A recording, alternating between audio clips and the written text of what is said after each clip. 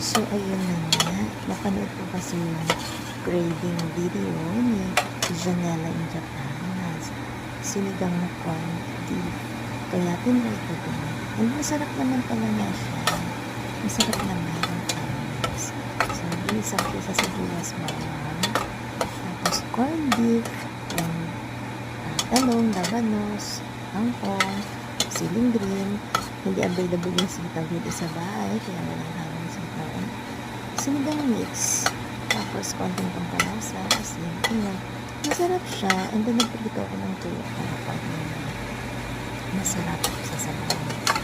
And yun na nga, putol pala yung video ko. 60 seconds lang yung nakapasok dito sa video niya.